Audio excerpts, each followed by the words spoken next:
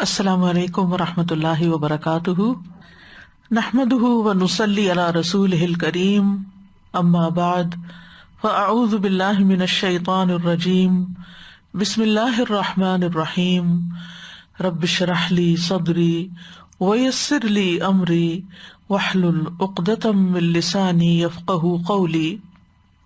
لو أنزلنا هذا القرآن على جبل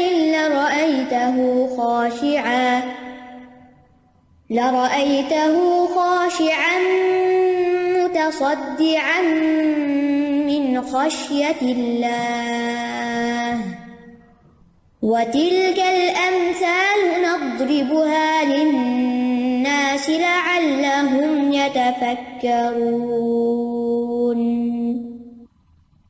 امثال القرآن کے پروگرام کے سلسلے میں آج ہم کلمہ طیبہ اور کلمہ خبیثہ کی مثال کے بارے میں پڑھیں گے، جو سورۃ ابراہیم کی آیت نمبر 24 اور 25 میں بیان ہوئی ہے۔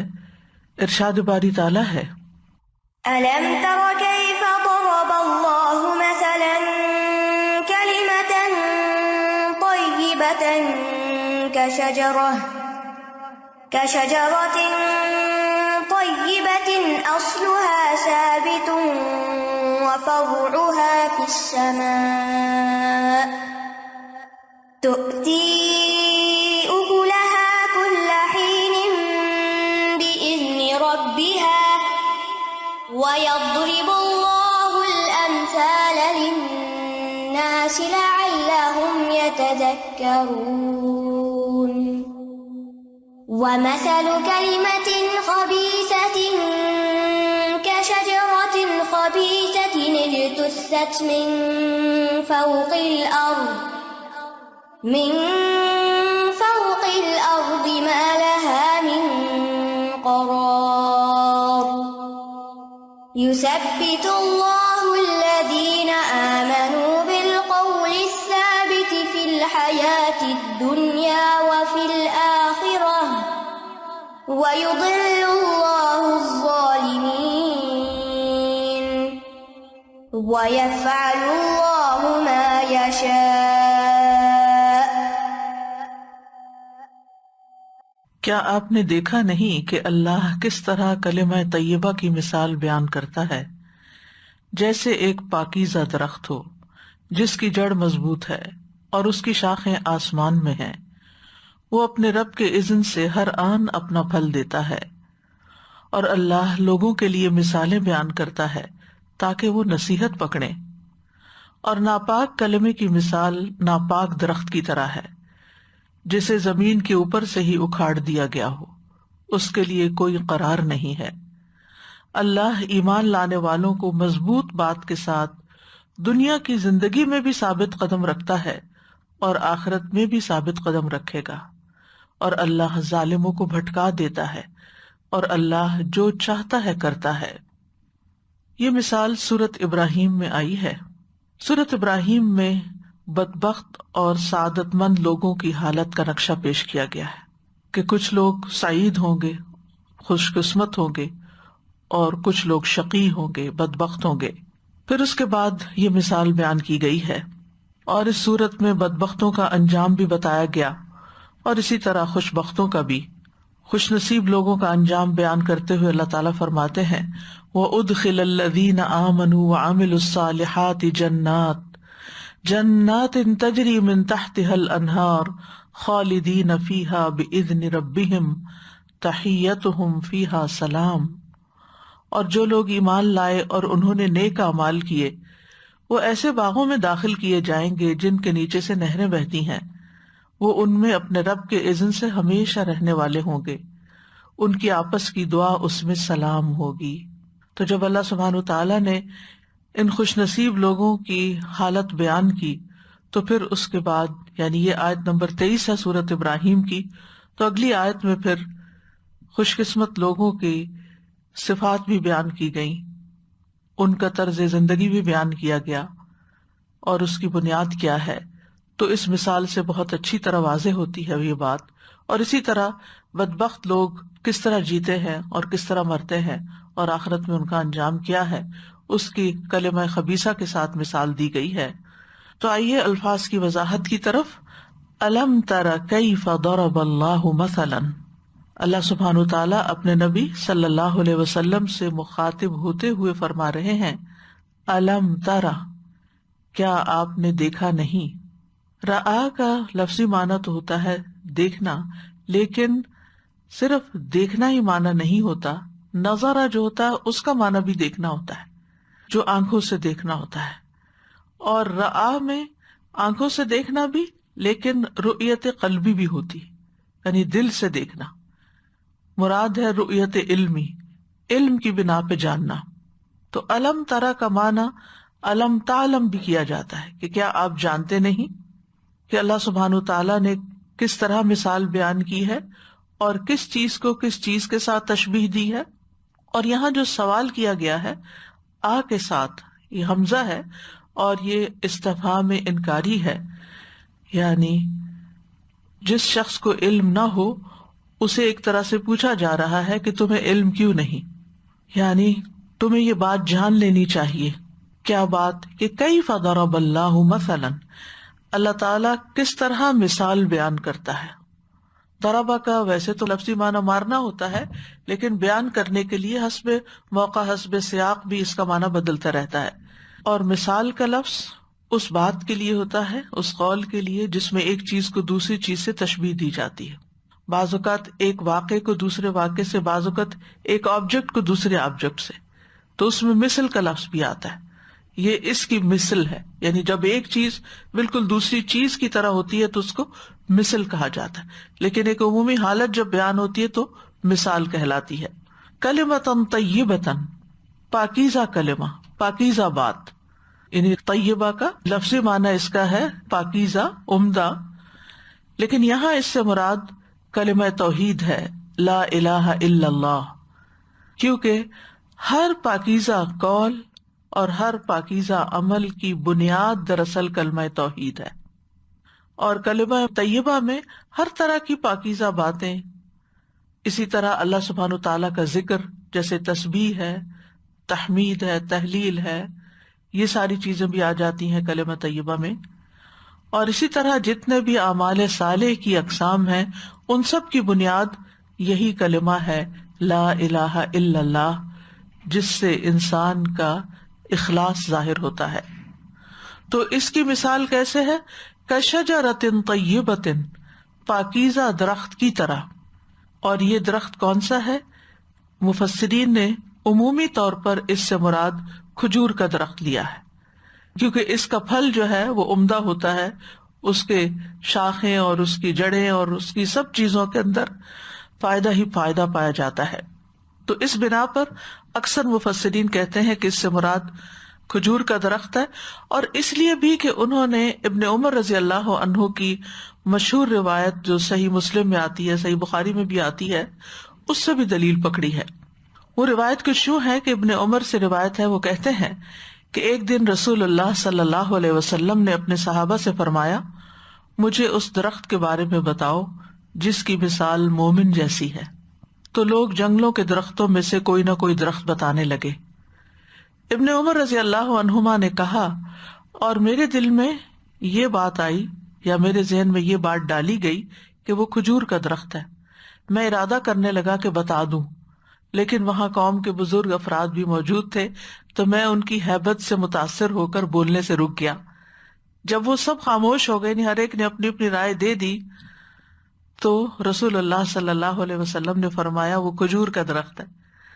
تو ان کے دل میں بہت آیا کہ کاش میں ہی بتا دیتا، اور حضرت عمر کو پتا چلا تو انہوں نے کہا کہ اتنا اور اتنا مال مجھے ملتا تو اس سے مجھے اتنی خوشی نہ ہوتی جتنا تمہارے اس جواب دینے سے۔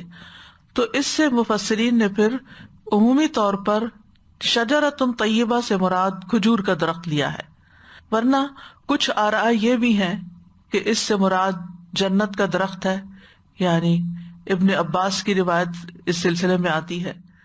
ایک قول یہ بھی ہے کہ یہ ہر وہ درخت ہے جو پھل دیتا ہے، جیسے کھجور، انجیر، انگور، انار وغیرہ وغیرہ۔ ابن عباس سے ایک روایت اور بھی ہے کہ اس سے مراد جوز ہندی ہے، یعنی ہندوستان کے بادام کا درخت، اور درخت سے مراد کون ہے؟ ابن عباس کہتے ہیں کہ اس سے مراد مومن ہے، شجرہ طیبہ سے مراد مومن ہے، اور مومن کلمہ طیبہ کی گواہی دیتا ہے. یعنی کلمہ طیبہ ایک بیج کی طرح ہے جو مومن کے دل میں جب ڈالا جاتا ہے تو وہ ایسے ہی ہے جیسے کھجور کا بیج پاکیزہ زمین، عمدہ زمین کے اندر ڈالا جائے تو اس سے عمدہ درخت نکلے. تو اسی طرح کلمہ طیبہ سے ایمان بھی مراد لیا گیا ہے. تو جب انسان لا الہ الا اللہ پڑھتا ہے تو دراصل وہ ایمان لا رہا ہوتا ہے. اور شجرہ طیبہ پھر کیا ہوا؟ جس کے اندر یہ ایمان آیا، یعنی شجرہ طیبہ سے مراد پھر مومن ہوا. یعنی جب ایمان مومن کے اندر آئے تو اس کے بعد اس سے جو پھل پھول آئیں وہ اس کے اعمال صالح ہوں، اس کے اندر بہترین اخلاق ہو، اچھی عبادات ہوں، اور وہ تمام چیزیں پیدا ہوں جو ایک عمدہ درخت کے ساتھ ہوتی ہیں. اصلھا ثابت، اس کی جڑ، اس کی بنیاد مضبوط ہے، پکی ہے، ثابت ہے. یعنی اس کی جڑ زمین کی تہہ کے اندر چلی گئی ہے، اور اس کے اندر تک جانے کی وجہ سے اس کا تنا انتہائی مضبوط ہے، جس کی وجہ سے وہ آندھیوں طوفانوں کے سامنے کھڑا رہتا ہے، قائم رہتا ہے. یعنی جتنی بھی مخالفتیں آتی ہیں وہ اس کی اصل کو نہیں ہلا سکتی. تو اصلھا ثابت، یعنی یہ وہ کلمہ جس کا مومن کا دل اقرار کر لیتا ہے، اس کو قبول کر لیتا ہے، تو پھر وہ اس کے دل کے اندر جڑ پکڑ لیتا ہے، مضبوط ہو جاتا ہے. یعنی کلمہ توحید جو ہے یہ مومن کے دل کے اندر راسخ ہو جاتا ہے، اور جب یہ راسخ ہوتا ہے تو پھر اس کی وجہ سے جو درخت ہے وہ بھی بہت عمدہ ہوتا ہے. اور جتنا جتنا یہ راسخ ہوتا ہے، یعنی یہ ایمان جتنا مضبوط ہوتا ہے تو اتنا ہی اس انسان کا عمل بھی بہترین ہوتا ہے. وَفَرْعُهَا فِي السَّمَاءِ، اور اس کی شاخیں آسمان میں پھیلی ہوئی ہوتی ہیں. فرع جس کی جمع فروع ہوتا ہے، مراد ہے اس کا اوپر والا بالائی حصہ، اس کی ٹہنیاں وغیرہ. افتراء کہتے ہیں اوپر چڑھتے جانے کو، اوپر اوپر جانے کو. فی السماء، سما سے ویسے مراد آسمان ہوتا ہے، لیکن یہاں بلندی بھی مراد ہے. جیسے کل کی مثال میں بھی ہم نے پڑھا، سما آسمان کے لیے، ہیون کے لیے بھی استعمال ہوتا ہے، اور سما بلند جگہ کے لیے بھی استعمال ہوتا ہے. یعنی بلندی کے لحاظ سے، اونچا ہونے کے لحاظ سے یہ آسمانوں کی طرف جاتا ہے. اور جو درخت جتنا اونچا جاتا ہے وہ اتنا ہی حسین منظر پیش کرتا ہے، اتنا ہی خوبصورت ہوتا ہے. یہ اس کے حسن و جمال کی علامت ہوتی ہے کہ وہ بہت اونچا چلا گیا ہے. اور پھر آپ دیکھیے کہ جو عمدہ درخت ہوتا ہے اس کی شان بھی یہی ہوتی ہے کہ اس کی جڑیں مضبوط ہوں، وہ زمین سے بھی اپنی غذا حاصل کرے اور پھر فضا سے بھی اپنی غذا حاصل کرے. جدید تحقیق سے یہ بات بھی ثابت ہوئی ہے کہ جو بڑے درخت ہوتے ہیں وہ اپنی غذا کا صرف 5% زمین سے حاصل کرتے ہیں، باقی فضا سے حاصل کرتے ہیں. کیونکہ آپ دیکھیے کہ زمین کے نیچے گندگی، پولوشن اور بہت ساری چیزیں ایسی ہوتی ہیں کہ جو درختوں کو متاثر کرتی ہیں. آگے ہم کلمہ خبیثہ کی مثال پڑھیں گے کہ جو زمین پہ پھیلا ہوا ہے، جھاڑ جھنکار ہے. تو آپ نے دیکھا ہوگا کبھی سڑک کے کنارے سفر کرتے ہوئے کہ جو اونچے درخت ہوتے ہیں وہ پھر سرسبز نظر آتے ہیں، اور جو نیچے ہوتے ہیں بیکار قسم کے ہوتے ہیں، جو گرد و غبار ہوتا ہے وہ سارا ان کے اوپر پڑا ہوا ہوتا ہے. بعض اوقات ان کی شکل تک نظر نہیں آتی کہ یہ کس چیز کا پودا ہے. تو جو پودا بلند ہوتا ہے، جو درخت بلند ہوتا ہے، فرعها فی السماء ہوتا ہے، جو وہ اتنا ہی خوبصورت ہوتا ہے. اور فرعها فی السماء سے یہاں مراد مومن کے نیک اعمال ہیں، اور مومن کے نیک اعمال آسمانوں کی طرف اٹھتے ہیں کلمہ توحید کی بدولت. جیسے قرآن مجید کی سورۃ فاطر میں آتا ہے، الیہ یصعد الکلم الطیب والعمل الصالح یرفعہ، اسی کی طرف ہر پاکیزہ بات چڑھتی ہے اور نیک عمل اسے بلند کرتا ہے. یعنی مومن کو بلندیاں نیک اعمال کی وجہ سے ملتی ہیں. یعنی جب مومن کے دل کے اندر اللہ کی معرفت راسخ ہوتی ہے، وہ اس کی تصدیق کرتا ہے، اس کلمے کے ساتھ ہی کلام کرتا ہے اور اس کے مطابق ہی عمل کرتا ہے، تو پھر یہ سارے اس کے اعمال اوپر چڑھ جاتے ہیں، قبولیت اختیار کرتے ہیں. یعنی اخلاص کی وجہ سے اعمال صالح اللہ سبحانہ تعالیٰ تک پہنچتے ہیں. اور یہ بھی کہا گیا ہے کہ اصلھا ثابت، اگر اخلاص ہے تو فرعھا فی السماء سے مراد اللہ کی خشیت ہے، یعنی جتنا جتنا جس کے اندر اخلاص ہوتا ہے اتنا زیادہ اس کا اللہ کے ساتھ تعلق ہوتا ہے، اور پھر وہ اتنا ہی زیادہ اللہ سے ڈرتا بھی ہے. اور اخلاص کی بدولت انسان کو ثابت قدمی بھی ملتی ہے.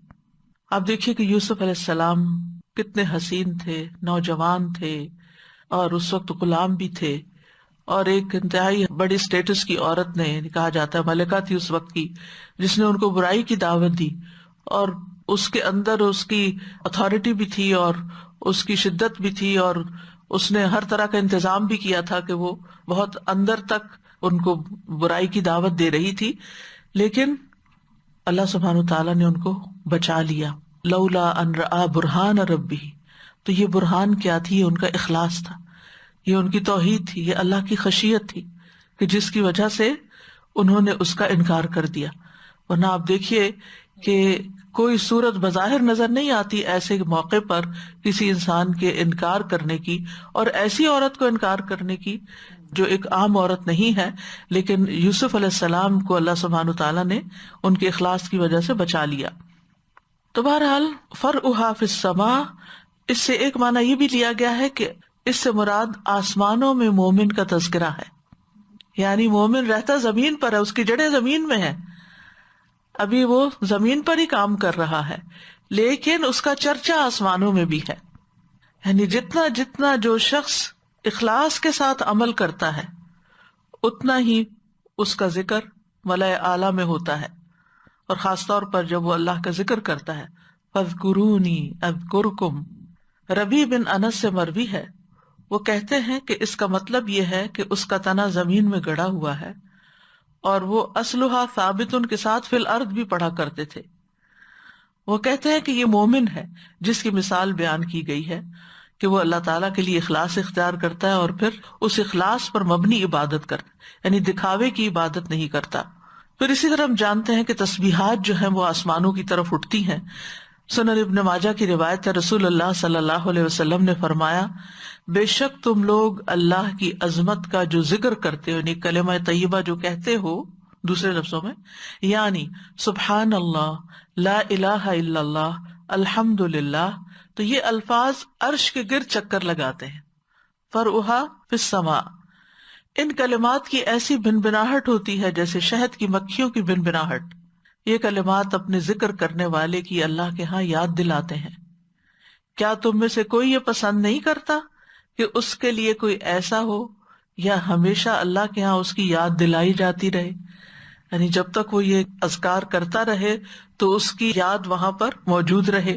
اسی طرح ہم جانتے ہیں کہ اللہ کے ذکر کے علاوہ قرآن مجید کی تلاوت جو ہے یہ بھی آسمانوں میں تذکرے کا سبب ہے.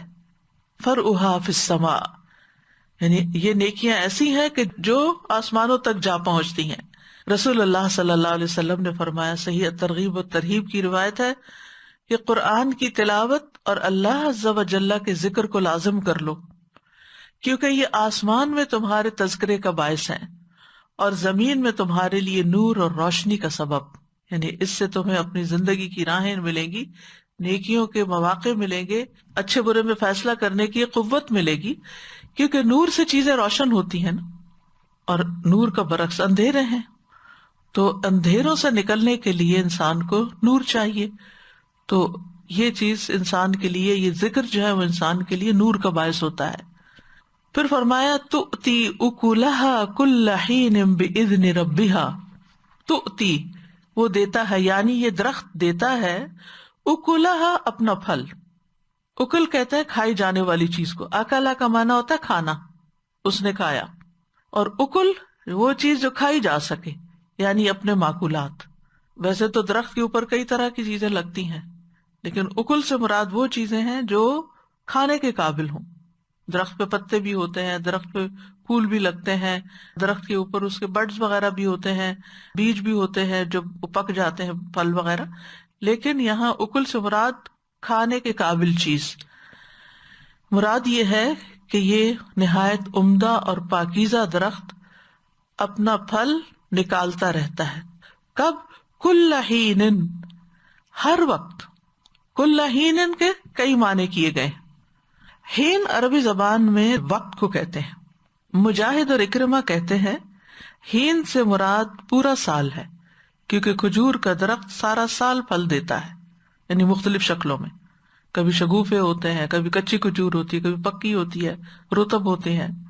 سعید بن جبیر کہتے ہیں کہ اس سے مراد خوشہ نکالنے سے لے کر پھلوں کو توڑنے تک یہ 6 مہینے مراد ہیں کل حین سے. اور ایک اور قول، تیسرا معنی یہ بھی کیا گیا کہ اس سے مراد صبح اور شام ہے. ایک قول یہ بھی ہے ہر ماہ، ایک اور قول ہے ہر 2 ماہ بعد، ایک قول ہے ہر 7 ماہ بعد. تو بات یہ ہے کہ کھجور کی مختلف قسمیں ہوتی ہیں، جس میں کچی کھجوریں بھی ہوتی ہیں، تمر بھی ہوتی ہے، رطب بھی ہوتی ہیں. تو کھجور کے پھل کو مرحلہ وار استعمال کیا جاتا ہے، ہر سٹیج پر اس کا پھل استعمال ہوتا ہے مختلف چیزوں کے اندر. یعنی اس کا گودا، کچی کھجور، نیم پختہ کھجور، تازہ پکی ہوئی کھجور اور مکمل پکی ہوئی کھجور، اور پھر اترنے کے بعد اس کو جب خشک کر کے چھوارے بنا لیا جاتا ہے تو وہ کھجور. تو اس میں یہ ہے کہ کل حین، ہر حال میں فائدہ مند ہے، ہر زمان میں فائدہ مند ہے. لیکن کیا ہے؟ بِإِذْنِ رَبِّهَا، اپنے رب کے اذن کے ساتھ، یعنی اللہ کی مشیت کے ساتھ، جو کہ اس درخت کا خالق ہے. کہنے کا مطلب یہ ہے کہ کوئی درخت اپنے آپ سے سب کچھ نہیں کرتا، بلکہ اللہ کے اذن ہوتا ہے، توفیق ہوتی ہے تو کرتا ہے. تو چونکہ مومن اس درخت کی طرح ہے نا، تو پھر مومن بھی اللہ کے اذن سے ہی، اللہ کی دی ہوئی توفیق سے نیک عمل کرتا ہے.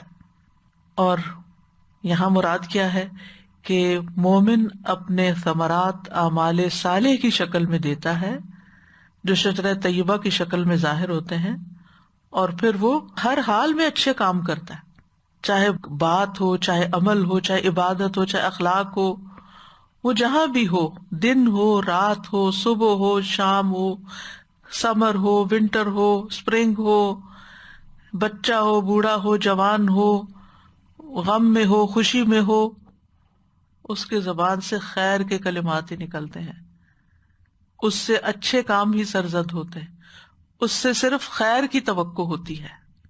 مومن سے دن رات نیک اعمال صادر ہوتے ہیں، ہر وقت پھل ملتے ہیں، اس سے آپ کو اس سے فائدہ ہی پہنچتا ہے.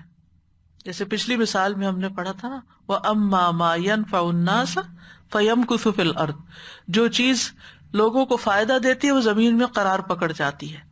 تو اسی طرح اس درخت کو بھی قرار ہے، کیونکہ یہ فائدہ مند درخت ہے. جو بیکار درخت ہوتے ہیں، لوگ ویڈز وغیرہ، گھاس وغیرہ اور اس طرح کی چیز اکھاڑ کے ان کو پرے پھینک دیتے ہیں، لیکن ایسے درختوں کو پریزرو کرتے ہیں. اور اسی طرح یہ بھی آپ دیکھیے کہ مومن کے جو اچھے اعمال ہیں، ایک تو یہ کہ وہ منقطع نہیں ہوتے، ہر حال میں اچھا کام کرتا ہے، اور اس کے اعمال صالح بھی دن رات کی گھڑیوں میں آسمانوں کی طرف اٹھائے جاتے ہیں. اسی طرح اس کے اچھے اعمال کا سلسلہ کبھی منقطع نہیں ہوتا، مرنے کے بعد بھی نہیں ہوتا. رسول اللہ صلی اللہ علیہ وسلم نے فرمایا، مرنے کے بعد انسان کے اعمال کا سلسلہ منقطع ہو جاتا ہے سوائے 3 چیزوں کے، جن کا ثواب میت کو پہنچتا رہتا ہے. نمبر 1 صدقہ جاریہ، نمبر 2 لوگوں کو فائدہ دینے والا علم، نمبر 3 نیک اولاد جو میت کے لیے دعائیں کرتی ہے. تو جس مومن کے اندر جتنا اخلاص ہوگا، اس اخلاص کے ساتھ جو صدقہ کرے گا، خیر کے کاموں میں کرے گا، علم حاصل کرے گا، علم پھیلائے گا، اپنی اولاد کی اچھی تربیت کرے گا، تو یہ ساری چیزیں اس کے لیے مرنے کے بعد صدقہ جاریہ بن جائے گی. تؤتی اکلھا کل حین باذن ربھا، یعنی زندہ ہے تب بھی فائدہ مند ہے، مر گیا تب بھی اس سے لوگ انسپائر ہوتے رہتے ہیں، اور اس کے اچھے اعمال کا سلسلہ جاری رہتا ہے. اسی طرح مومن جو ہے صحت کی حالت میں اچھے کام کرتا ہے تو اس کا بھی اس کو ثواب ملتا ہے. اگر وہ بیمار ہو جائے یا سفر پر ہو اور اس کے اچھے اعمال میں کچھ کمی آ جائے جو روٹین میں وہ کرتا ہے، مثلا نماز 4 رکعت کی بجائے 2 رکعت پڑھ رہا ہے سفر میں، یا بیماری کی حالت میں کھڑے ہونے کے بجائے بیٹھ کے پڑھ رہا ہے، یا لیٹ کے اور اشاروں سے پڑھ رہا ہے، تو بھی اس کا ثواب لکھا جاتا ہے. نبی صلی اللہ علیہ وسلم نے فرمایا، جب بندہ بیمار ہوتا ہے یا سفر کرتا ہے تو اس کے لیے ان تمام عبادات کا ثواب لکھا جاتا ہے جنہیں وہ اقامت یعنی اپنے گھر میں یا صحت کے وقت کیا کرتا تھا۔ وَيَضْرِبُ اللَّهُ الْأَمْثَالَ لِلنَّاسِ، اور یہ مثالیں اللہ لوگوں کے لیے بیان کرتا ہے تاکہ وہ اس سے سبق سیکھے اور وہ بھی شجرہ طیبہ بنے، وہ بھی کلمہ طیبہ بولیں، وہ بھی اچھے اچھے کام کریں۔ لعلہم یتذکرون، تاکہ وہ نصیحت پکڑیں، سبق لیں، فائدہ اٹھائیں۔ کیونکہ جب انسان امیجن کرتا ہے ایسے درخت کو یا دیکھتا ہے اور اس کے فائدوں پر نظر ڈالتا ہے، اس کو دیکھ کے اس کا دل خوش ہو جاتا ہے، اس کے سائے میں وہ بیٹھتا ہے، اس کی وجہ سے ہوا اچھی ہو جاتی ہے، وہ اس کی خوراک کا سامان بنتا ہے، تو پھر انسان کے اندر بھی ایک انسپریشن آتی ہے اور وہ بھی یہ سب کچھ کرنا چاہتا ہے۔ اس کے برعکس وَمَثَلُ كَلِمَةٍ خَبِيثَةٍ، ایک خبیث کلمے کی مثال، ناپاک کلمے کی مثال، یعنی جو شرک پر مبنی ہو یا کفر پر مبنی ہو، وہ کیسا ہے؟ کَشَجَرَةٍ خَبِیثَةٍ، خبیث درخت کی طرح ہے۔ یہ کون سا درخت ہے؟ انس بن مالک کہتے ہیں کہ یہ تمبا کی بیل ہے، تمبا ایک درخت۔ دوسرا یہ کہ یہ وہ درخت ہے جو پیداوار ہی نہیں لاتا، یعنی اسے کچھ نہیں اگتا، کوئی پھل نہیں ملتا۔ ایک قول یہ بھی ہے کہ اس سے مراد کشوت ہے، یہ ایک جڑی بوٹی ہے۔ بہرحال یہ درخت خبیث درخت ہے، اس کے اگر پھل ہوں بھی تو وہ اتنے کڑوے ہوتے ہیں، اتنے خراب ذائقے کے ہوتے ہیں کہ جو بھی کھائے اس بدمزائی ہو جائے۔ آپ نے دیکھا ہوگا کہ بعض پھل اتنے کڑوے ہوتے ہیں کہ اگر وہ پاؤں کے نیچے رکھے جائے نا تو کڑواہٹ آپ کو منہ میں محسوس ہوگی۔ مجھے یاد ہے کچھ سال پہلے میرے چونکہ پاؤں میں تکلیف تھی تو کسی حکیم سے مشورہ کیا، بہت جانے پہچانے تھے، تو انہوں نے کہا کہ تمبا یا کوئی ایسی کڑوے پھل بتائے کہ وہ لے کے ان کو اچھی طرح کوٹ کے پھر پیسٹ بنا کے پاؤں کو اس میں رکھیں، اور یقین کریں کہ جب پاؤں اس میں رکھے تو اس کی کڑواہٹ زبان پہ۔ اسی لیے کہتے ہیں کہ روزے کی حالت میں ایسا کوئی کام نہیں کرنا چاہیے، کیونکہ کچھ کڑواہٹ ایسی شدید ہوتی کہ پینیٹریٹ کر جاتی ہے جسم کے اندر، کیونکہ باقی اعضاء تو ٹیسٹ بڈز نہیں رکھتے تو پتہ نہیں چلتا، لیکن وہی چیز جب خون کے ذریعے شاید زبان تک آتی ہے تو اس کا ذائقہ آپ کو محسوس ہونے لگتا ہے۔ اسی طرح کچھ لوگوں کی باتیں ایسی ہوتی ہیں، اتنی تلخ، اتنی تند و تیز، اتنی خبیث کہ وہ بات کر جائیں گے اور آپ دیر تک تڑپتے ہی رہ جائیں گے، کڑواہٹ ان کے منہ سے نکلے گی اور ٹیسٹ آپ کو مل رہا ہوگا۔ یعنی کفر اور شرک کے کلمات بھی سن کے آپ کا دل کٹ کے رہ جائے گا کہ یہ کس طرح کی بات انہوں نے منہ سے نکال دی۔ اسی طرح بد اخلاقی کی انتہا کہ ان کے منہ سے بس گالیاں ہی نکلتی ہیں، وہ چبھنے والے کانٹے ہی ہوتے ہیں، جب بولیں گے، جب کوئی بات کریں گے ایسی کریں گے کہ آپ کو لگ جائے، اور دیر تک بس آپ کے دل پہ وہی بات سوار رہے۔ یعنی بہت دفعہ ایسے ہوتا ہے نا کہ بعض لوگ کوئی ایسی بات کہہ جاتے ہیں کہ آپ اس سے پیچھا نہیں چھڑا سکتے، آپ چاہتے ہیں کہ بھول جائیں اس بات کو، لیکن پلٹ پلٹ کے آپ کے ذہن میں آتی، پلٹ پلٹ کے، اور آپ کو تکلیف دیتی رہتی، جیسے کوئی سانپ ہو تو بار بار ڈستا رہے۔ تو یہ شجرہ خبیثہ کی مثال ہے، بالکل ایسے ہی جیسے کوئی کانٹا بازو کے چبھ کے، چاہے وہ چھوٹا سا ہی ہوتا نا، آپ نے دیکھو کہ چھلتر جس کو بولتے ہیں، چھوٹا سا چھلکا، بہت چھوٹا، وہ بھی جب چبھ جاتا ہے نا انسان کو، تو جب تک وہ نکل نہیں جاتا انسان کو چین نہیں آتا، اور اگر انسان نکالے نا اور وہ اس کے اندر ہی رہ جائے تو آپ کی اسکن جو ہے وہ گلنا شروع ہو جائے گی، اس کو نکالنا بھی ضروری ہوتا ہے۔ اجتثت من فوق الارض، اس کو زمین کے اوپر سے اکھاڑ پھینکا گیا، اجتثت اکھاڑ دیا گیا۔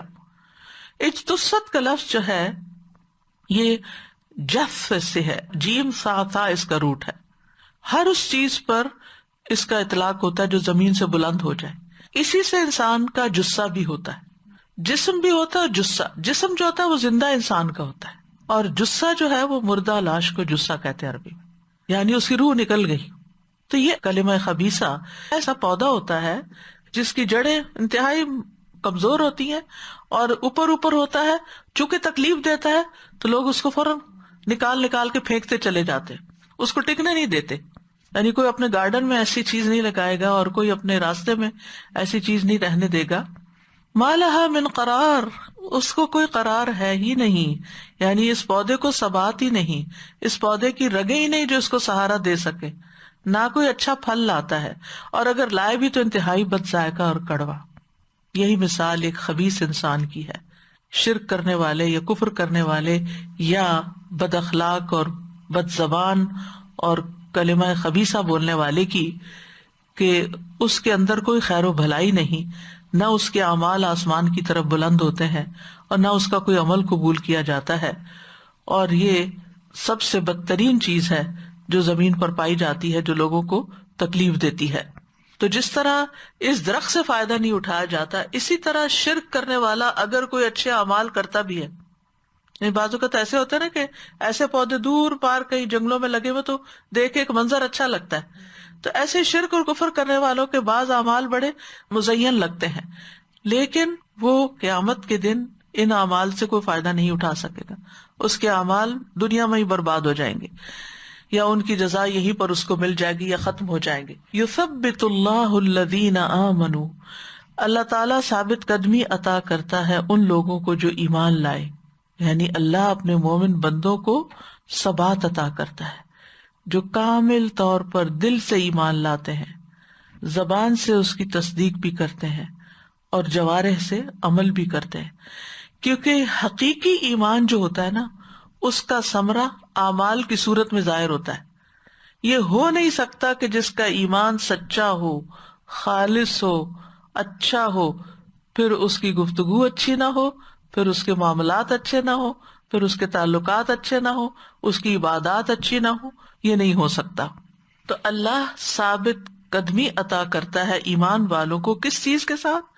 بالقول الثابت، ثابت بات کے ساتھ، مضبوط بات کے ساتھ، یعنی کلمہ شہادت اور کلمہ اخلاص کے ساتھ، عقیدہ توحید کے ساتھ، فی الحیات الدنیا و فی الآخرہ، دنیا کی زندگی میں بھی اور آخرت میں بھی، یعنی دنیا کی زندگی سے اس کی وہ زندگی مراد ہے جو وہ اس زمین پر بسر کرتا ہے، اور آخرت سے مراد سب سے پہلا مرحلہ آخرت کا جیسے قبر ہے، یعنی قبر میں جو سوال جواب اس سے کیے جاتے ہیں وہاں وہ ثابت قدمی عطا کرتا ہے۔ دنیا میں اللہ تعالیٰ اہل ایمان کو سخت سے سخت آزمائشوں میں اسلام پہ قائم رکھتا ہے، جیسے فرعون کی بیٹی کی مشاطہ تھی، اس کی جو ہیئر ڈریسر تھی، کہ جب اس کے ہاتھ سے کنگھی گری اور اس نے بسم اللہ پڑھ کے اٹھائی تو وہ فرعون کی بیٹی بولی کہ کیا یہ میرے باپ کا نام لیا تم نے؟ کہا کہ نہیں، جس نے آسمان و زمین کو پیدا کیا سب۔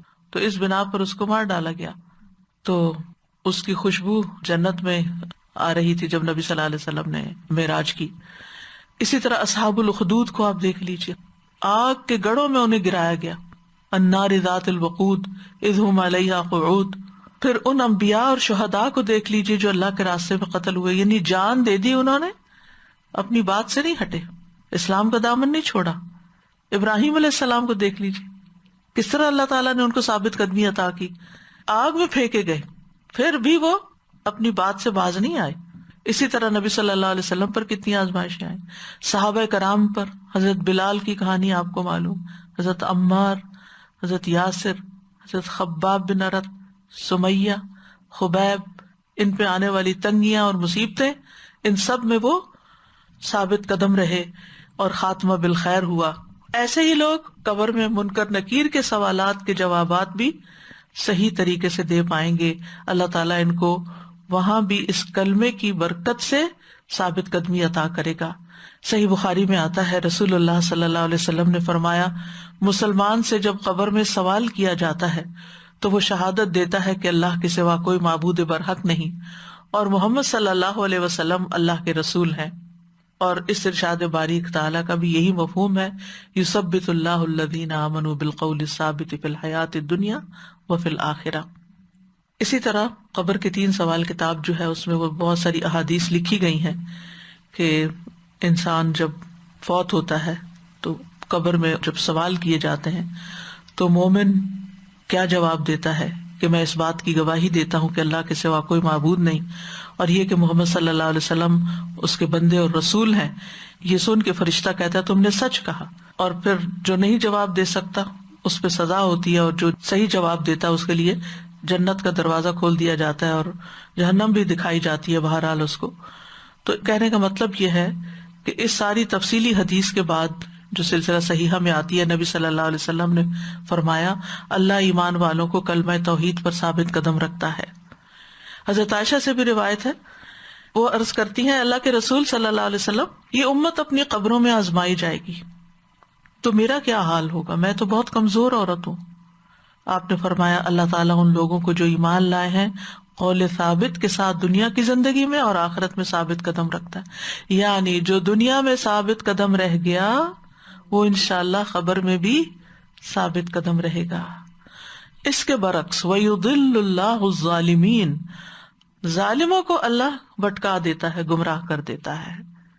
یعنی دنیا میں بھی وہ اپنی گمراہی میں بھٹکتے رہتے ہیں، بڑھتے چلے جاتے ہیں، ان کو مہلت ملی رہتی ہے اور وہ بھٹک رہے ہوتے ہیں. اور اسی طرح قبر میں بھی سوال کا جواب دینے میں وہ کنفیوز ہو جائیں گے، صحیح جواب نہ دے سکیں گے.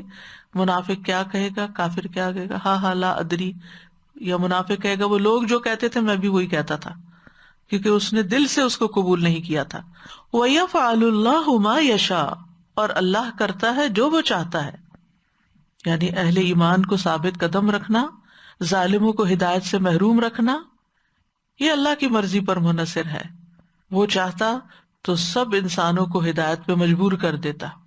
وَلَوْ شَاءَ لَهَدَاكُمْ أَجْمَعِينَ، لیکن اس نے انسانوں کو چوائس دی. مَنْ شَاءَ فَلْيُؤْمِنْ وَمَنْ شَاءَ فَلْيَكْفُرْ. اب جو جدھر چاہنا چاہتا ہے اللہ تعالیٰ اس کے لیے وہی راستہ آسان کر دیتے ہیں. تو بہرحال یہ مثالیں جو ہیں، یہ ایک کلمہ طیبہ کی مثال ہے اور ایک کلمہ خبیثہ کی مثال ہے.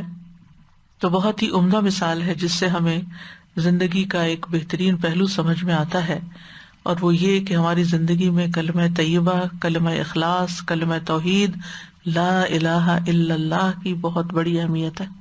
اس کے بغیر نہ کوئی عمل قبول ہے اور نہ کوئی عمل درست ہو سکتا ہے.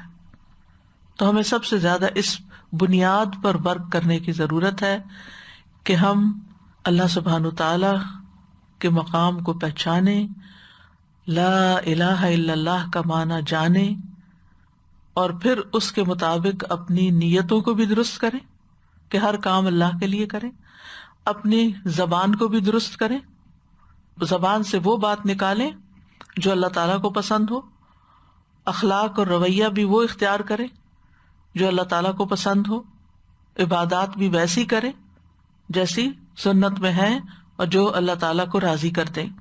تو مومن جو ہے ایسے درخت کی طرح ہے جس میں خیر ہی خیر ہے. اس کے برعکس اگر ایمان درست نہیں ہوتا، کامل نہیں ہوتا، ناقص ہوتا ہے، تو انسان کے اندر سے خیر کی بجائے شر نکلتا ہے، کیونکہ اس کی نیت بھی درست نہیں ہوتی. اس کے اگر کچھ اچھے کام ہوتے بھی ہیں تو دنیاوی فائدے کے لیے، ریاکاری کی خاطر، شہرت اور دکھاوے کی خاطر ہوتے ہیں. اور اسی طرح زبان کا استعمال احتیاط کے ساتھ نہیں کرتا. اسی طرح عبادات اگر کفر ہے تو کرتا ہی نہیں، اور اگر نفاق ہے تو کرتا بھی ہے تو مارے بندے کی. اللہ کے راہ میں خرچ کرتا ہے تو ناپسندیدگی کے ساتھ، نماز پڑھتا ہے تو سستی کے ساتھ. تو اس کے اعمال میں کوئی ثابت قدمی نہیں ہوتی. کبھی کام کر لیا، کبھی چھوڑ دیا، کبھی دل آیا تو کچھ کر لیا، موڈ نہیں بنا، مرضی نہیں ہوئی تو کوئی نہ کیا. تو مضبوط درخت جو ہوتا ہے وہ اصول کے اوپر ہوتا ہے، لیکن جو کمزور اور خبیث درخت ہوتا ہے اس کو کوئی قرار نہیں ہوتا، اس کے اندر کوئی استقامت نہیں ہوتی. تو اس مثال سے سب سے اہم اور بنیادی بات ہمیں یہ پتہ چلتی ہے کہ ہماری زندگی میں سب سے قیمتی چیز لا الہ الا اللہ ہے، کلمہ طیبہ ہے. رسول اللہ صلی اللہ علیہ وسلم نے فرمایا ایمان کی 70 یا 60 سے کچھ اوپر شاخیں ہیں، جن میں سب سے افضل لا الہ الا اللہ کہنا ہے. ایمان کی شاخیں ہیں یہ. سب سے بہترین ذکر لا الہ الا اللہ ہے. لا الہ الا اللہ جس نے کہا تو ایک دن یہ کلمہ اسے مصائب سے نجات دلائے گا. اس سے پہلے جو ہو چکا وہ ہو چکا، یہ نبی صلی اللہ علیہ وسلم کا فرمان ہے. پھر سچے دل سے جو اللہ کو پکارتا ہے اس پر آسمانوں کے دروازے کھل جاتے. ابو ہریرہ کہتے ہیں نبی صلی اللہ علیہ وسلم نے فرمایا جب بھی بندہ خالصتا لا الہ الا اللہ کہتا ہے اپنے غم کی حالت میں یا اللہ کو یاد کرتے ہوئے، تو آسمان کے دروازے کھول دیے جاتے ہیں اس کے لیے، اور یہاں تک کہ وہ عرش تک جا پہنچتا ہے جب تک کبیرہ گناہوں سے بچتا رہے. یعنی اگر کبیرہ گناہ نہیں کرتا تو یہ لا الہ الا اللہ اس طرح قبولیت پاتا ہے. پھر اسی طرح نبی صلی اللہ علیہ وسلم نے فرمایا جس نے لا الہ الا اللہ وحدہ لا شریک لہ لہ الملک ولہ الحمد وہو علی کل شیء قدیر اپنے دل سے خالص ہو کر کہا، زبان سے اس کی تصدیق بھی کی، اس کے لیے آسمان کے دروازے کھول دیے جاتے ہیں، حتیٰ کہ اللہ تعالیٰ زمین میں اس کے کہنے والے کی طرف دیکھتا ہے، اور جس کی طرف اللہ نے دیکھ لیا اس بندے کا یہ حق ہے کہ وہ اس کے مطالبے کو عطا کر دے. یعنی اس کے بعد جو دعا کی جاتی، یہاں یاد رکھیں جو رات کے وقت اگر آنکھ کھلے تو جو دعا پڑھتے ہیں اور پھر اللہ سے بخشش مانگتے ہیں تو اللہ تعالیٰ اس بندے کو بخش دیتا ہے، یا کوئی دعا مانگتے ہیں تو وہ دعا قبول ہوتی ہے. نبی صلی اللہ علیہ وسلم نے فرمایا کہ جبریل فرعون کے منہ میں مٹی ڈالنے لگے اس ڈر سے کہ وہ لا الہ الا اللہ نہ کہہ دے اور اللہ تعالیٰ اس پہ رحم نہ کر دے. یعنی موت کے وقت بھی اگر کوئی لا الہ الا اللہ سچے دل سے کہہ دیتا ہے تو اس کی بخشش ہو جاتی ہے. یہ جان و مال کی حفاظت کا باعث ہے. اگر موت کے وقت اس کلمے کو ادا کیا جائے اور اسی پہ فوت ہو تو اس پہ جہنم کی آگ حرام ہو جائے گی. اور یہ کلمہ لا الہ الا اللہ ہے. قبر میں یہی کلمہ کام آئے گا. یعنی جب مسلمان سے قبر میں سوال ہوگا اور وہ گواہی دے گا کہ لا الہ الا اللہ محمد الرسول اللہ، تو اس کو وہاں ثبات ملے گا. یہ صحیح بخاری میں آتا ہے. پھر اسی طرح جس وقت ابو طالب کا انتقال ہونے لگا تو رسول اللہ صلی اللہ علیہ وسلم ان کے پاس تشریف لے گئے اور فرمایا اے چچا آپ لا الہ الا اللہ کہہ دیجئے تاکہ میں آپ کے لیے اللہ کے ہاں جھگڑ سکوں، نہیں آپ کی شفاعت کروں. تو گویا یہ کلمہ شفاعت کے قابل بناتا ہے. نبی صلی اللہ علیہ وسلم نے فرمایا قیامت کے دن میری شفاعت کی سعادت سب سے زیادہ اسے حاصل ہوگی جس نے لا الہ الا اللہ خلوص سے کہا. قیامت کے دن آسمان و زمین اور ان کے درمیان جو چیزیں ہیں سب کو ترازو کے ایک پلڑے میں رکھ دیا جائے گا اور دوسرے پلڑے میں لا الہ الا اللہ، تو دوسرا پلڑا جھک جائے گا. پھر اسی طرح اس کلمے کی وجہ سے لوگ آگ سے نکالے بھی جائیں گے. یعنی بالآخر یہ جنت میں لے جانے والا کلمہ ہوگا. اور اگر کوئی اخلاص کے ساتھ کرے اور اس کے تقاضوں پر عمل بھی کرے تو یہ کلمہ آگ پر حرام کرنے والا ہے. اسی طرح کلمہ طیبہ کو اگر ہم دوسرے معنی میں لیں کہ اچھی بات، تو الکلمۃ الطیبۃ صدقہ، اچھی بات صدقہ ہے. قرآن مجید میں آتا ہے وَقُلْ لِعِبَادِي يَقُولُ الَّتِي هِيَ أَحْسَنُ إِنَّ الشَّيْطَانَ يَنزَغُ بَيْنَهُمْ إِنَّ الشَّيْطَانَ كَانَ لِلْإِنسَانِ عَدُوًّا مُبِينًا. میرے بندوں سے کہہ دیجئے وہ بات کہیں جو سب سے اچھی ہو. بے شک شیطان ان کے درمیان جھگڑا ڈالتا ہے، بے شک شیطان ہمیشہ سے انسان کا کھلا دشمن ہے. تو کلام جو ہے، قول جو ہے، اگر عمدہ ہو تو صدقہ ہے. تو گویا یہ کوئی معمولی چیز نہیں، اچھی باتیں کر کر کے ہم ہر وقت صدقہ کر سکتے ہیں، لیکن ہم اس کا احساس ہی نہیں کرتے، اس کا خیال ہی نہیں کرتے. کبھی بولتے ہوئے سوچتے ہی نہیں کہ ہم جو بات بول رہے ہیں یہ بھی صدقہ شمار ہوگی. ایک اچھی بات انسان کو آگ سے بچا سکتی ہے. رسول اللہ صلی اللہ علیہ وسلم نے فرمایا جہنم سے بچو خواہ کھجور کا ایک ٹکڑا ہی صدقہ کر کے، اور اگر وہ بھی نہ ملے تو اچھی بات کر کے، کسی کا دل خوش کر کے، کسی کو اچھے سے رسپانس کر کے. پھر اسی طرح اچھی بات، ایمان والی بات، نیکی کی بات جنت میں داخلے کا باعث ہے، اللہ کی خوشنودی کا باعث ہے، درجات کی بلندی کا باعث ہے. رسول اللہ صلی اللہ علیہ وسلم نے فرمایا کوئی شخص اللہ کو راضی کرنے والی ایک بات کرتا ہے اور وہ نہیں سمجھتا کہ اس کا اثر وہاں تک ہوگا جہاں تک وہ ہو جاتا ہے، اس ایک بات کی وجہ سے اللہ اس کے لیے اپنی ملاقات کے دن تک اپنی رضامندی لکھ لیتا ہے. کلمۃ طیبہ، تو یہاں مثل کلمۃ طیبہ کشجرۃ طیبہ اصلها ثابت وفرعها فی السماء. ایسی قبولیت اور ایسی ثبات اس کو کہ وہ قیامت تک لکھا گیا، جڑ پکڑ گیا. اور اسی طرح اگر بری بات زبان سے نکالتا ہے جس کو وہ کوئی اہمیت نہیں دیتا تو اس کی وجہ سے جہنم کی کھائیوں میں جا گرے گا. نبی صلی اللہ علیہ وسلم نے فرمایا بندہ اللہ کی رضامندی کی ایک بات زبان سے نکالتا ہے جس کو وہ اہم نہیں سمجھتا، مگر اس کی وجہ سے اللہ تعالیٰ اس کے درجات بلند کر دیتا ہے.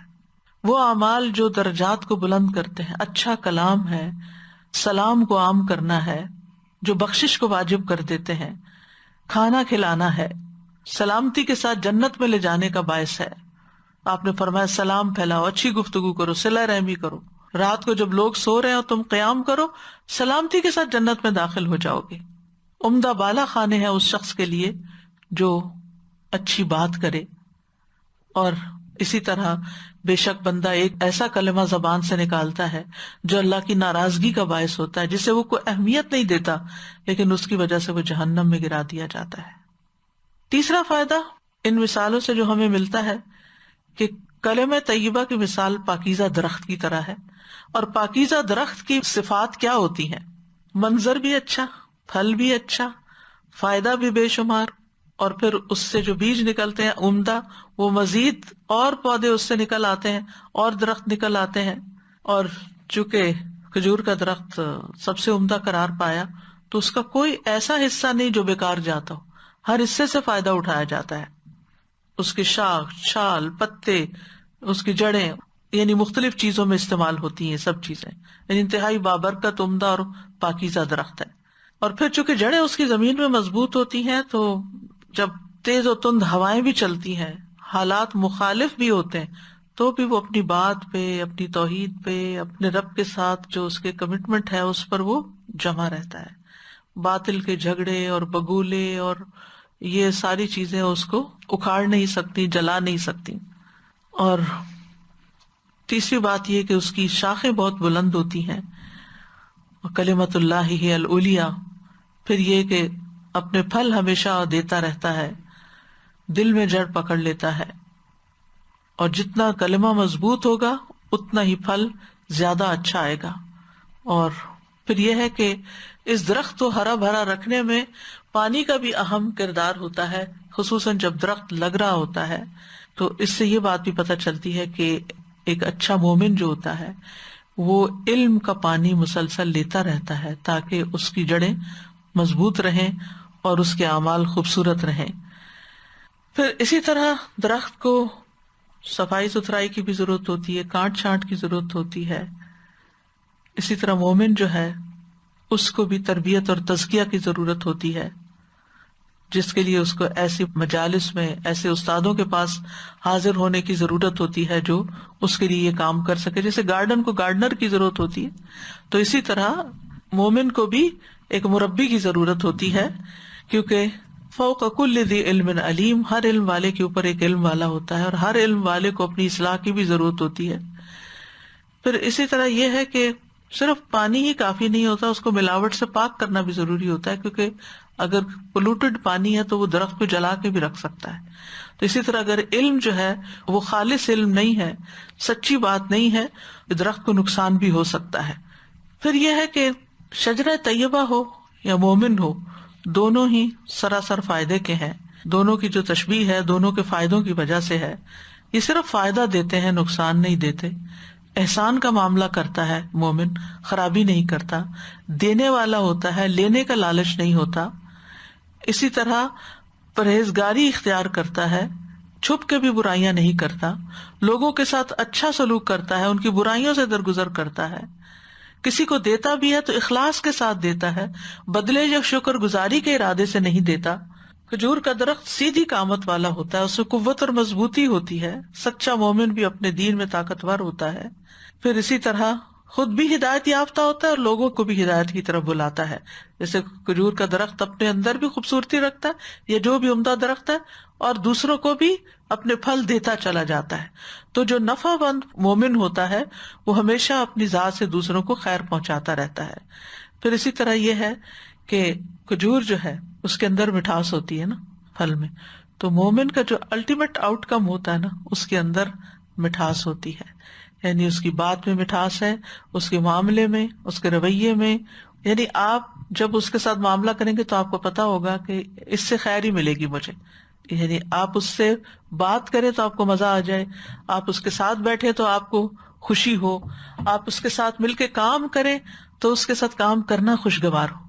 یعنی کچھ لوگ اتنے ایزی گوئنگ ہوتے ہیں، وہ کسی بات کو مسئلہ نہیں بناتے، آپ ان سے کسی قسم کا تعاون مانگیں وہ فوراً تعاون کرنے کو تیار ہوتے ہیں۔ خواہ وَيُؤْثِرُونَ عَلَىٰ أَنفُسِهِمْ وَلَوْ كَانَ بِهِمْ خَصَاصَةٌ، دوسروں کو اپنے اوپر ترجیح دیتے ہیں خواہ خود بھوکے ہی کیوں نہ ہو۔ خود بھی کسی چیز کے ضرورت مند ہوتے ہیں لیکن دوسرے کی ضرورت کو زیادہ مد نظر رکھتے ہوئے اس کی طرف تعاون کا ہاتھ بڑھاتے ہیں۔ اسی طرح آپ دیکھیے کہ کھجور اٹ سیلف جو ہے، یعنی کہ اس کے اندر مٹھاس تو ہے، غذائیت بھی ہے۔ رسول اللہ صلی اللہ علیہ وسلم نے فرمایا جس گھر میں کھجور نہیں وہ اس گھر کی مانند ہے جس میں کوئی کھانا نہیں. یعنی یہ پانچواں فائدہ ان مثالوں میں سے. حضرت عائشہ فرماتی ہیں رسول اللہ صلی اللہ علیہ وسلم نے فرمایا اے عائشہ جس گھر میں کھجور نہ ہو گھر والے بھوکے ہیں. آپ نے 2 یا 3 بار یہ بات فرمائی. نبی صلی اللہ علیہ وسلم کی پسندیدہ اور محبوب غذاؤں میں سے مکھن اور کھجور تھا، اسی لیے کچھ لوگ ان دونوں کو اکٹھا کر لیتے ہیں. اور بعض اوقات آپ کے گھر میں کھانے کو کچھ نہیں ہوتا تھا، صرف پانی اور کھجور ہوتی تھی. 2 مہینے کھانا نہیں پکتا تھا اور کھجور پانی پر ہی گزارا ہوتا رہتا تھا. اللہ اکبر. ہم روزہ رکھنا ہو تو کیا کیا اہتمام کرتے ہیں، اور یہ نہ ہو تو روزہ افطار نہیں ہو سکتا، اور وہ نہ ہو تو رکھا نہیں جا سکتا. بہترین سحری ہے کھجور. نبی صلی اللہ علیہ وسلم نے فرمایا کھجور مومن کی بہترین سحری ہے. نبی صلی اللہ علیہ وسلم روزہ بھی کھجور سے افطار کرتے تھے، اگر تازہ ہوتی تو ٹھیک، ورنہ خشک، اگر خشک بھی نہ ملتی تو پانی کے چند گھونٹ پی لیتے تھے. اسی طرح کھجور کا صدقہ کرنا بھی بڑا فائدہ مند ہے. کھجور کا دینا وہ بھی بڑے خیر کی بات ہے. یعنی آپ نے فرمایا کھجور کا ٹکڑا دے کر ہی اپنے آپ کو آگ سے بچا لو. یعنی اور چیز کی بھی مثال ہو سکتی تھی، لیکن خاص طور پر کھجور کی مثال آپ نے دی. پھر اللہ تعالیٰ ایک کھجور کو بڑھا کر احد پہاڑ جتنا کر دیتا ہے. جیسے حلال کمائی میں سے اگر کوئی شخص ایک کھجور کے برابر صدقہ کرتا ہے اور اللہ تعالیٰ صرف پاکیزہ چیزوں کو قبول کرتا ہے تو اللہ تعالیٰ اسے اپنے داہنے ہاتھ سے قبول کرتا ہے، پھر اس کو اس صدقہ دینے والے کے لیے بڑھاتا ہے، ایسے ہی جیسے کوئی اپنے گھوڑے کے بچے کو پال کے بڑھاتا ہے، یہاں تک کہ وہ صدقہ پہاڑ برابر ہو جاتا ہے. ایک کھجور. یہاں بھی کھجور کی مثال دی گئی.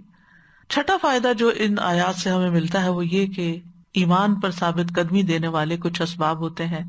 یعنی اگر ہم چاہتے ہیں کہ ہم لا الہ الا اللہ کہنے کے بعد جم جائیں اور ہمارے اعمال بہترین ہو جائیں تو پھر ہمیں کچھ کام کرنے ہوں گے. نمبر 1 قرآن کے ساتھ مضبوط تعلق، کیونکہ مسلسل تعلق جو ہے اس سے لنثبت به فؤادک، دل کو جماؤ ملتا ہے. دوسری بات دین پر مضبوطی سے قائم رہنا. اللہ کے احکامات قرآن کی تعلیم پر اگر انسان چلتا جائے تو پھر اشد تثبیتا ہو جاتا ہے. سورۃ النساء میں آتا ہے اگر وہ واقعی اس پہ عمل کرتے جو انہیں نصیحت کی جاتی ہے تو یہ ان کے لیے بہتر اور زیادہ ثابت قدم رکھنے والا ہوتا. تیسری چیز ہے دعا. ربنا لا تزغ قلوبنا بعد اذ ہدیتنا ربنا افرغ علینا صبرا وثبت اقدامنا. پھر چوتھی چیز ہے انبیاء کے واقعات میں غور و فکر کرنا. سورۃ ہود میں آتا ہے وَكُلًّا نَقُصُّ عَلَيْكَ مِنْ أَنبَاءِ الرُّسُلِ مَا نُثَبِّتُ بِهِ فُؤَادَكَ. ہم رسولوں کی خبروں میں سے ہر وہ چیز آپ سے بیان کرتے ہیں جس کے ساتھ ہم آپ کے دل کو ثابت قدم رکھتے ہیں. یعنی سیرت الانبیاء پڑھیے، قصص الانبیاء پڑھیے ثابت قدمی کے لیے. پانچویں چیز ہے اللہ کا ذکر کرنا، کیونکہ ذکر کے اندر بہت عجیب و غریب تاثیر ہے اور یہ دین کے اوپر انسان کو ثابت قدم رکھتی ہے. آپ صلی اللہ علیہ وسلم نے فرمایا اس شخص کی مثال جو اپنے رب کا ذکر کرتا ہے اور جو نہیں کرتا زندہ اور مردہ کی طرح ہے. ایک جگہ پر آتا ہے سورۃ انفال میں یا ایھا الذین آمنوا اذا لقیتم فئۃ فاثبتوا واذکروا اللہ کثیرا لعلکم تفلحون. اے لوگو جو ایمان لائے ہو جب تم کسی گروہ کے مقابل ہو تو جمے رہو اور اللہ کو بہت یاد کرو تاکہ تم فلاح پاؤ. چھٹی چیز ہے نفس کے ساتھ جہاد کرنا، اپنی ویڈز کو نکالتے رہنا، خواہشات اور شبہات و شہوات سے نبرد آزما ہوتے رہنا. پھر یہ کہ اللہ کے راستے میں کوشش کرنے والوں کا ساتھ دینا. اچھی صحبت، یعنی ایسی صحبت کہ جو آپ کو ایمان پر تقویت دے. آپ بھولیں تو آپ کو اللہ کی یاد دلائے، آپ سے غلطی ہو تو آپ کی غلطی کی اصلاح کی جائے. اور حقیقت میں ایک بہت بڑی غنیمت ہے، یعنی اچھا ساتھی ملنا. کسی کا کہنا ہے کہ اگر یہ خرید کر بھی حاصل کیا جا سکتا ہو تو انسان کو اپنا انتہائی قیمتی سرمایہ خرچ کر دینا چاہیے اچھے ساتھی کی تلاش میں. اللہ کے رسول صلی اللہ علیہ وسلم پر وحی آتی تھی، لیکن آپ کو بھی کیا کہا گیا وَاصْبِرْ نَفْسَكَ مَعَ الَّذِينَ يَدْعُونَ رَبَّهُمْ بِالْغَدَاةِ وَالْعَشِيِّ. تو ہمیں تو اس سے بھی زیادہ ضرورت ہے کہ ہمارے لیے نیک صحبت ہو، اچھے دوست ہوں جو ہمیں نیکی کی تلقین کرتے رہیں، ہماری غلطیوں پر ہمیں یاد دہانی کراتے رہیں. پھر یہ کہ اللہ کے راستے میں کوشش کرنا، دین کی خدمت کرنا. والذین جاہدوا فینا لنہدینہم سبلنا وان اللہ لمع المحسنین. جو لوگ ہمارے راستے میں کوشش کریں گے ہم انہیں ضرور اپنے راستے دکھائیں گے، اور بے شک اللہ یقینی طور پر نیکی کرنے والوں کے ساتھ ہے. وَلَيَنْصُرَنَّ اللَّهُ مَن يَنْصُرُهُ. اللہ ضرور ان لوگوں کی مدد کرے گا جو اس کے دین کی مدد کرتے ہیں. اور آخری چیز ہے اس میں آخرت کی یاد. انسان اگر اپنی آخرت کو یاد رکھے تو دنیا اس کے سامنے حقیر ہو جائے گی، اور جب حقیر ہوگی تو پھر انسان کلمہ خبیثہ سے بھی بچے گا، پھر انسان بری باتوں سے پرہیز کرے گا جو اس کے دین کو نقصان دینے والی ہوں گی۔ بہت سی چیزوں سے انسان اپنی آخرت کے ڈر کی وجہ سے، آخرت کے انجام کی فکر کی وجہ سے بچتا ہے، شہوات، شبہات، شکوک سے اور خواہشات سے اپنے آپ کو روکتا ہے تاکہ وہ آخرت میں ناکام نہ ہو۔ اللہ سبحانہ وتعالی ہمیں عمل کی توفیق عطا فرمائے۔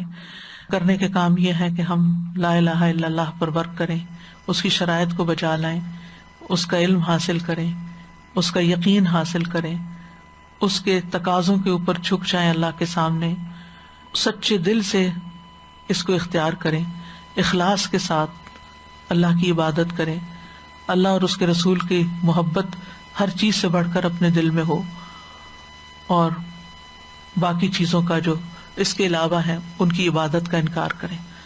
تو اللہ سبحانہ وتعالی ہمیں بہترین عمل کی توفیق عطا فرمائے۔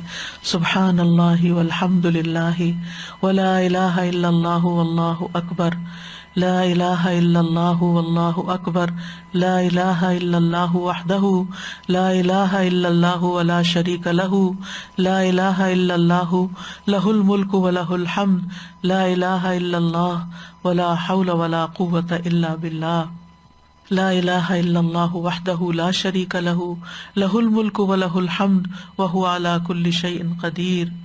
اللہم انی اسألک الہدی والتقی والعفاف والغنی، اللہم آت نفسی تقواہا وزکھا انت خیر من زکاہا انت ولیہا ومولاہا، اللہم توفنا مسلمین واحینا مسلمین والحقنا بالصالحین غیر خزایا ولا مفتونین، ربنا آتنا فی الدنیا حسنۃ وفی الآخرۃ حسنۃ وقنا عذاب النار، ربنا لا تزغ قلوبنا بعد اذ ہدیتنا وہب لنا من لدنک رحمۃ انک انت الوہاب، ربنا افرغ علینا صبرا وثبت اقدامنا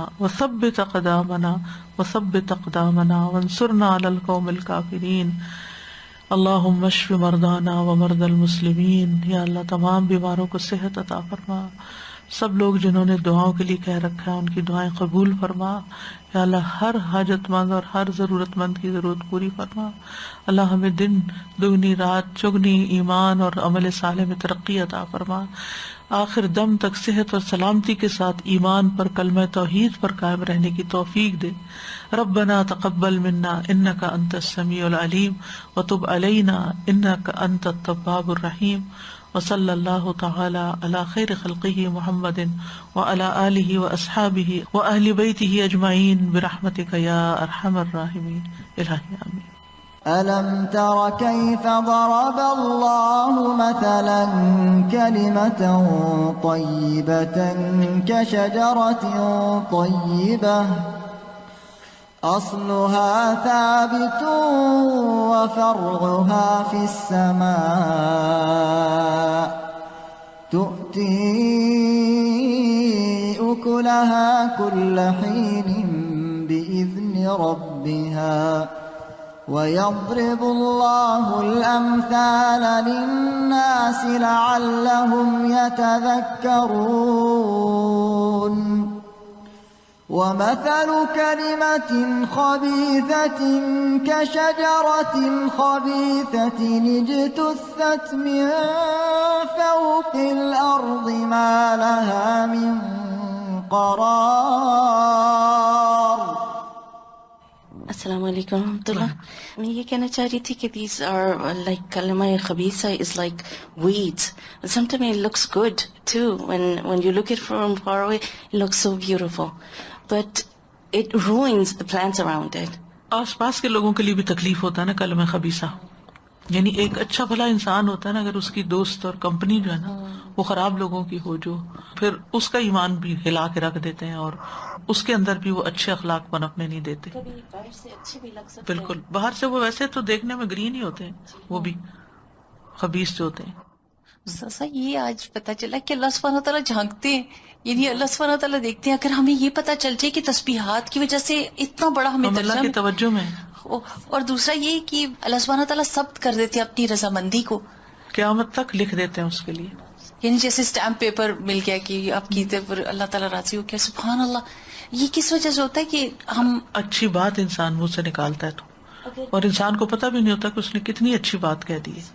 یعنی اصل میں اچھے درخت کے پاس آپ جب جائیں گے نا، آپ کو اچھی چیز ہی ملے گی، آپ کا دل بھی خوش ہوگا، آپ کے پھل بھی اچھے ہوں گے.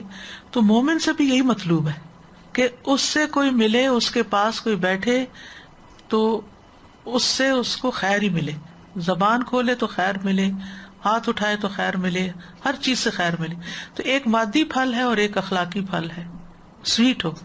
استاذہ جی، یہ جو بات ہے نا کہ جڑیں مضبوط ہوتی ہیں اور جھاڑ جھنکار، تو اتنی آسانی، جیسے آپ بیج بوئے نا تو بیج کو نکلنے میں 8-10 دن لگیں گے، لیکن وہ جھاڑ بیج جھنکار جلدی نکل آتے. وہ ارد گرد اس کو روئن کرنے کے لیے آپ کو ڈھونڈنا پڑے گا کہ اصلی پودا کہاں ہے. وہ آتے ہیں اور فٹافٹ نکل کے اور روئن کر دیتے ہیں. تو اسی طرح علم کی پختگی بھی پھر ایسے ہی ہے نا کہ جیسے آپ تھوڑی محنت کریں اور اس پہ جمے رہیں، استقامت کریں، ورنہ یہ تھوڑے تھوڑے بالکل. ادھر ادھر چلے گئے. تو سزا یہ جو لا الہ الا اللہ کا کلمہ ہے، اس میں یعنی ہم کو یہ سوچنا چاہیے کہ ہم کس کس کی نفی کر رہے ہیں. یعنی فیشن کی نفی کر رہے ہیں، اپنی نفس کی نفی کر رہے ہیں، میرے جو خواہشات کی نفی ہو رہی ہے، شبہات کی نفی ہو رہی ہے.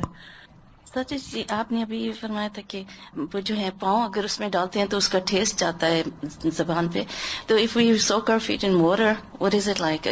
Can we do that? میرا خیال ہے اس کا اتنا اثر نہیں ہے. Okay, thank you. جزاک اللہ خیر. وکس کا بھی آتا ہے، پاؤں پہ لگائے تو منہ پہ آتا ہے. ہاں، کچھ چیزیں زیادہ پینیٹریٹ کرتی ہیں.